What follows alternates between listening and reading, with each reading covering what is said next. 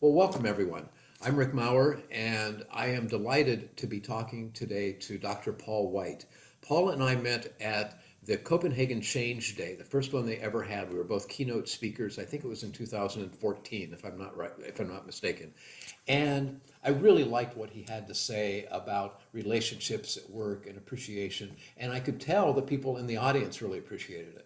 And then we had the opportunity to sit together at dinner and started to form this friendship, and so we've done a couple podcasts over the years. We've stayed in touch, keeping in touch with what each other is up to. So I'm very excited about Paul's new book, which is Making Things Right at Work, which we'll get to in a minute. But Paul, first of all, welcome, and would you mind saying a few things just about you so people know who you are? Sure, Rick, thanks. Good to be with you again. So I'm a psychologist by training. I grew up in the Midwest, outside of Kansas City, in the context of a family-owned business, and that sort of helped lead my path this way. For a number of years, I consulted with family-owned businesses dealing with the family issues intertwined with working together, and especially business succession planning, and learned a lot that way. And in the midst of that, was working with a company in North Carolina, and talking to the dad, said, how's the training going or succession going? He says, it's fine. My son's stepping up. Go across the hall, talk to the son, ask him the same question. He says, this is a disaster. It's never going to work. I can't please my dad. And so I was aware of the 5 love languages written by Dr. Gary Chapman, which deals with personal relationships. And so I pursued him and sort of convinced him for us to work together on applying that to work-based relationships, and then have been doing that for a number of years. Turned out the 5 languages of appreciation in the workplace and assessment and training. And so sort of been doing that and really focusing on workplace relationships. That's really been the focus of my work. Great, that's terrific. And by the way, I really I'm saying to the viewers now, I really highly recommend Paul's work. He really, what I like about it, and I got first through the appreciation, showing appreciation at work, is that there's, in Yogi Berra's terms, there's deep depth there. There's really solid stuff, but you put it across in a way that I imagine lots of people, including me, can go, oh, I could do that. Oh, that's worth, and I really like that a lot. Well, thank you. So I'm going to read the full title to people because I was saying to Paul before we went live, what I really like about the title is it tells us exactly what it is. It's not cute in any way. It's there, and I really appreciate that. Making things right at work, increase teamwork, resolve conflict, and build trust. So my guess is that given your work with relationships and people at work, that you're noticing that things aren't quite right at work. And so what were you noticing that seemed to be missing? Well, what's interesting, and especially even since the book has been released, is when I talk to people about it, they say, oh, yeah, we need that so bad, and it's interesting that, conflict at work is not one of those things, hopefully, that we don't live with just day in, day out forever, but it's one of those issues that comes up occasionally, whether it's conflict between you and a colleague or supervisor, or that you're managing people who are in conflict and you're trying to figure out how to keep this from destroying your team, or what your role should be. And so unfortunately it's a common experience for, I think, almost all of us have had some kind of issue. And so yeah, I often say psychologists are people who get to charge you a lot of money to teach you the same thing that your mom and your grandma taught you if you would have listened. So it's sort of pretty simplistic. We major in the obvious sometimes, but it's helpful to frame it in some ways that can be implemented, and that's been the goal. So the book, we talk about where conflict comes from, what it actually looks like, because it looks different ways in different settings. What do you do when you messed up? And how do you get past being hurt and angry when somebody's offended you? And then how do you rebuild trust? So it's just sort of, some practical steps that way. As I was thinking about it in your work, Rick, with change management, an issue, how you continue to learn stuff even after you've written a book, right? As you talk and interact. And it's occurred to me how important expectations are. That conflict often is the result of different expectations and perspectives, either personal background, professional, whatever. And as you know, when you're dealing with change in an organization, expectations are huge, and how how to manage those and deliver those. And so that's just been a really interesting thing. Most conflict seems to come from miscommunication. I thought you were going to call them. No, I thought you were going to call them, that kind of thing. Yeah. And then at a next level, sort of misattributing intent, and often sort of malintent, that if your team just pulled off an event and you have sort of a review in a committee meeting and somebody says, well, how can we make that go better? If you were in charge, you might say, they're trying to throw me under the bus here, when in actuality, they may just be saying, how can we make this go better? That they want to improve it. And so lots of times we read into others' actions, motives that maybe aren't there. Yeah, good, great. So what I would like to do, and why, well, there are two reasons why I wanted to talk with you. One is I wanted to get to talk with you again, because we haven't talked in a while. Thank you. And the second thing is this new book in particular, there is a real connection with the work that I'm doing. And what I developed like 25 years ago, and it's still the foundation of my work, is so why do people support us? Why do they resist us? And I came up with these three levels. And level one has to do with facts and figures. They understand it. Level two is an emotional fear, generally, or excitement. But the third one is what really prompted me to want to do this call with you, and that is trust or lack of trust. People saying, hey, I don't trust you. And that's a huge deal in changes. I mean, I've seen leaders who at that level one don't really have the facts and figures together yet. People don't quite know what's going to happen. Like, it could be scary, but they do it because they trust the leader. And as long as that leader doesn't betray the trust, it's just that fundamental. So I would love, kind of in the context of influencing people at work and change, any of that, for you to talk about that issue of trust and then building it or rebuilding it. Yeah. It permeates so many aspects of our workplace relationships. One of the things that I have found over time is that the way we talk about trust in our culture really creates some problems, because we talk about, I either trust them or I don't, and it's sort of in a black and white, all or nothing kind of way. And really it exists on a continuum, right? I mean, you may not trust them fully, but you sort of think they might be able to do it. And secondly, maybe even more importantly, is that trust is situation specific, right? Let's say if I'm coming to DC to visit and we, arrange to get together, and turns out you're going to pick me up at the airport, I can trust you to do that, manage that, whatever. But I'm not going to trust you to do open heart surgery on me. It's because trust, it has trust for what? In fact, I just recently saw a survey put out by a major corporation indicating, high levels of trust for management from their team members. But it was just trust. It's like, well, trust for what, or to do what? I mean, it really seemed meaningless to me. And so I really encourage people to talk about, I'm having a hard time, so at least, soften it a little bit, trusting Jim to be able to do this project totally on their own, or whatever. And what we found, and there's lots of different models of trust, but the one that I found really helpful, sort of a three-legged stool of what we call 3 C's. One is competence. Do they have the ability to do the task? And if not, either get them some training or bring somebody else who can. Secondly is consistency. They can do it, but do they actually do it? Do they do it on time? It's sort of like, hiring maybe somebody to come work on your house or your apartment. We've all had that experience where they're good, but they don't show up, right? And so that doesn't help. And then third is character, and character meaning, both integrity, but also do they consider my interest as well as their own? And I think clearly in change, that's huge. That, it's like, are they thinking about the rest of us and how this impacts us, or are they just looking at the bottom line or whatever is, motivating the change? So I just find that it's helpful to break trust down to help people say, what area is it that you don't think they can do it? They haven't been consistent, or character, because that then leads you to sort of a problem solving model of, they haven't been consistent. So instead of checking on them once a month, we're going to set up a touch point once a week to see how they are along the way. And it just helps get unstuck, because the flip side of it is, if somebody says, well, I don't trust them, what do you do with that? I mean, that's just sort of a judgment, and where do you go with that? And so providing, being able to develop an action plan, and it goes both ways, both trusting them, and when you feel lack of trust from others, say, I'm having a sense that you're sort of reluctant about handing this off to me.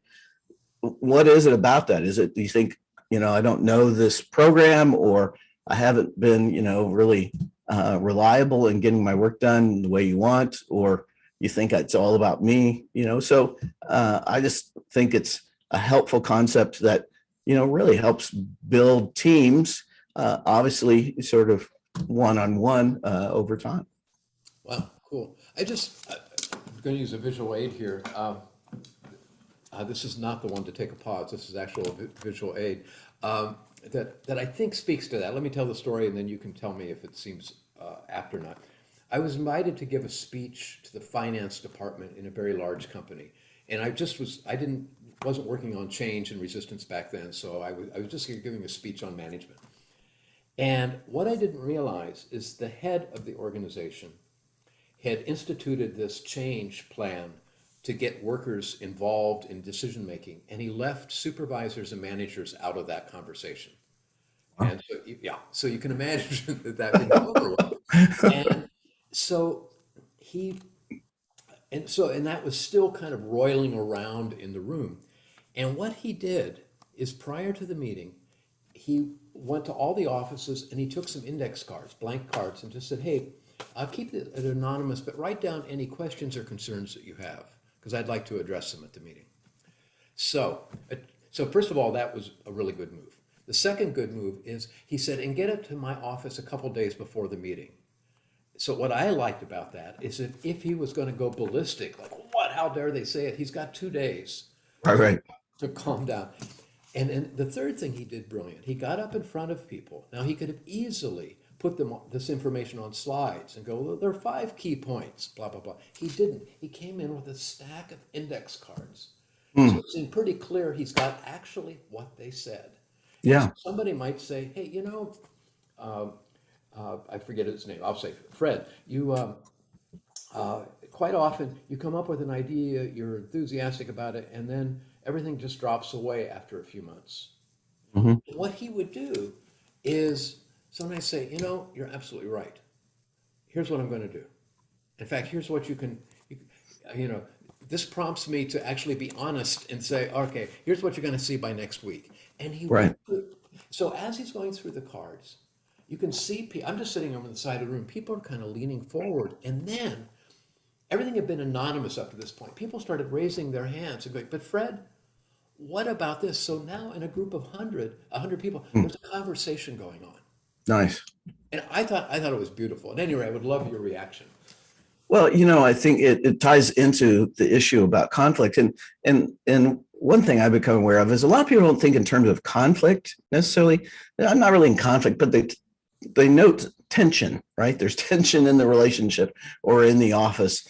And, they feel like they have to walk on eggshells and that kind of thing. And so, it's sort of a matter of degree. But in dealing with conflict or tension, a first step is, first of all, to say, I'm aware that there seems to be some tension here, and to think about, what your role may be and admit to that, and start with an I statement, right? I mean, it's like, I'm sorry that I really didn't communicate as clearly as I should have, prior to the meeting or whatever. So it's not, I'm sorry that you feel offended because then it puts it on them, but something that you really can own. And it doesn't have to mean that you're admitting that you made a mistake, because maybe you didn't. Sometimes conflict is not about somebody doing something wrong. It's just misperception. But we can look at the result and realize, I don't want that result. I'm sorry that we're having a hard time communicating, or whatever it might be.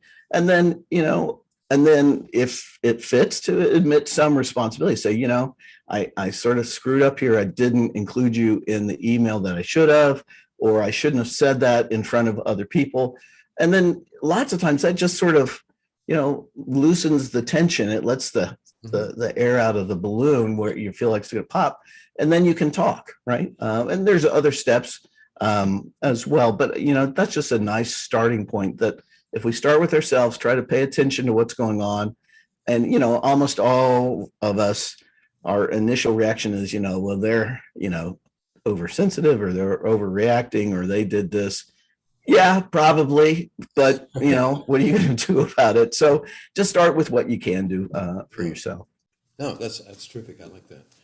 So, well, actually, there's something I wanted to add to that. I like that advice a lot. I've given it. I've tried to follow that advice. But something that I see happen with leaders sometimes is that they start with the the apology or the mea culpa and say, I realize that I wasn't clear, blah blah blah blah, and and that would be a great place to stop. To say, Yes, it I'm would. really sorry. But they don't. No, they don't. They Or go we for another don't. 10 minutes, and it's like Yeah. you're not on a campaign. Just say I'm sorry. Here's what I'm going to do in the future. I will never sin again, or whatever, and then Yeah, just keep right. moving. But I've been on projects where the person who's going to take responsibility for our team where we messed up, he listens to people and says, "Well, here's how you're wrong." And I'm Mhm. going, oh no. And Right. it just, the next 6 weeks with this client, we were out of the country working as a team. They didn't trust. Every time we gave them an activity, they go, I wonder what's really behind this. Ah, there you go. What do you mean Yeah. lunch break? What do you mean by, it just, just amazing. Yeah. That three-letter word of BUT, when we do the I'm sorry, or I shouldn't have, but, and then Yes. we go on, it just totally undermines the good that maybe would have occurred if we had stopped. And I think, part of it is looking at the microcosm of this situation, um, and then looking at the bigger picture. If you try to keep the bigger picture in mind, I'm really trying to build a trusting uh, team that works together well over time. And is it that important that I point out this one thing that they didn't do in this situation? Probably not. It's probably better to let it go and keep the bigger picture of moving towards the positive direction. So, Super. Good. Let me ask a variation on that, because when I'm looking at that lack of trust, and I agree with you completely, it's lack of trust in regard to whatever it is. yes. Sometimes it's not the relationship between you and me, it's who I represent. Mm, Hi, I'm from headquarters, I'm here to help. Or, hi, I'm a consultant from the United States of America. Uh, Things like that. So, any advice for people when the lack of trust or diminished trust isn't of their making? yeah. Well, my belief is that we have relationships with other people. We don't really have much of a relationship with organizations or some larger entity. And a relationship with a person will supersede a relationship with an organization. That's why I talk to people, you know, employees aren't, loyal to an organization very much. They're loyal to the people with whom they work, or who trained them, or who brought them on. And so I guess I would say, don't try to fix their perception about the United States if you're working in Europe or wherever, Right. or if it's management, try to build the relationship one-on-one with them. Hmm. And you probably or at least have the potential to get past that and help them pass that. And sometimes we're in a situation, right, where it's like, you're right, they screwed up on this. I mean, it's just like, man, that was not wise to do. But they really do mean well here, and they're trying to do the right thing here. So let's try to work on this. Because sometimes you're in between when, you're representing something that, you know, you didn't agree with how they did it. But I guess focusing on the person to person, and that's what we talk about in appreciation, the difference between authentic appreciation and employee recognition. Employee recognition is pretty organizational, it's top down, it's fine, it's good about performance, but really appreciation is about the other person, and that we value who they are, not just what they do. And that actually gives us a depth and a breadth of characteristics that we can focus on that aren't work related, because you can, appreciate and value that somebody's training for a half marathon, saying, "Man, that's cool that you got the discipline to do that." Or a single mom who's really committed to her kids, and you say, "Man, I just see how much you love your kids and you're there for." It's not about work necessarily, but it's a connectedness, of valuing and then it sort of, seeps into the workplace as well. Super. I like that a lot. Good. Um, a story came to mind. Never even thought about it when I was preparing for our conversation, but I think it might be appropriate. And if it's not, we'll just cut it out. Um, the, uh, had the opportunity to interview former Senator George Mitchell, and he did a lot of negotiations around the world in hotspots, and he helped negotiate the Good Friday Accords with Britain and Northern Ireland. And what I was curious about is, how did you do that? Not what techniques did you use, how did you stay calm Mm. for that? Because in his book, he said he got up in front of them and they said, and by the way, the Northern Ireland factions had no say in who was going to be the negotiator for this. Oh, well. Bad choice. But Right. so he gets up, so he's introduced by some dignitary, and said he's from the United States. And the head of the guy whose name was Ian Paisley, I think Mm. it was called the Democratic Unionists. I'm not positive, I may have it wrong. But at any rate, it was a very strong group in Ireland. He stood up and looked at Senator Mitchell and said, "No, no, no." Then he and his contingent walked out of the room. Wow. So what they did is they said, Senator, why don't you go over to that other room and we'll talk and decide whether, we want to go ahead with you.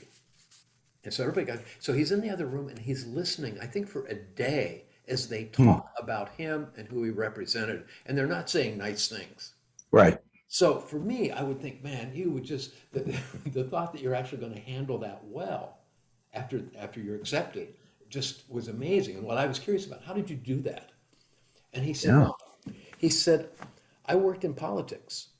And he said, people take stances. He said, you do not take that stuff personally. Hmm. I would not have been successful. So I love that his mindset on this was, okay, yeah, there's going to be tension, and I may be the highest point standing there, and so then he handled it, and the accords went off. I mean, those meetings, I suspect, that were not without incident, but they went off well. They actually were Hmm. good. But I like the fact that he could just separate himself from all the emotion roiling around.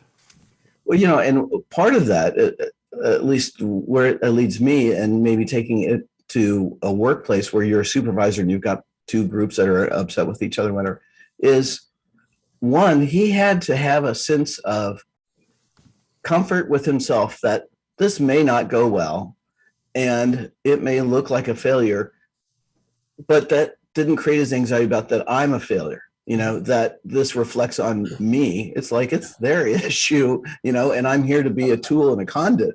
But so often, we get our personal identity or worth tied up into how things are going. And you have two people that don't like each other, don't get along. It's like, I'm not God. I can't make this happen. I'm willing to try and give you some choices and we'll see where it goes. And sort of having that a little bit of disconnectedness personally while staying personally connected, if that makes sense, Yeah. that you're relating to them and, potentially hearing or even affirming or at least acknowledging their concerns and why they feel like you're biased or whatever. I mean, that's a helpful step. So I think for me, at least, in fact, I even had a situation yesterday. I was doing some business consulting and it's like, I'm not sure it's going to go well. I'm going to give them the options and tell them what I think they are and where they potentially might land and let them choose. And we'll see. And it doesn't mean lots of times as a therapist or even a consultant, you feel like you've got to solve things when, and it's just not in the cards, right? Yeah. Wow. This is great, and I'm going to wrap it up now. I don't really want to wrap it up, but I'm going to wrap it up right now. That's fine. And if we get a lot of responses when I post this, I will call again and say, hey, could we pick up on this? Could we pick up on that? Sure. You can always say no or yes, whatever you want. So, first of all, I'd like people to know how they can get your book, and I will post any information you give me on the final slide that will go on our call right Sure. now. but I really Sure. like this book. Oh, thanks, Rick. So it's available on Amazon. All of our materials are on our website called appreciationatwork.com, and it's the word at, so appreciationatwork.com. And there's information about the 5 languages of appreciation, this book about toxic workplaces. And so that's sort of the mother webship that people can go to. Okay, and so if somebody wanted to contact you for, by the way, Paul is a great speaker. Just to put that Oh, out. If thank they you. wanted to contact you to do actual work, would they get you through Appreciation at Work? That way? Let me give you a different email that will get it straight to me. There's I set up an email. It's called Yes, Dr. Paul. So just YESDRPAUL @gmail.com. And just put like Rick Maurer podcast in the subject line, and then just ping me. And that won't have to go through the layers to get to me. And I'd be glad to respond. Wow, this is terrific. Thank you so much, Paul. You bet. Thanks for the opportunity.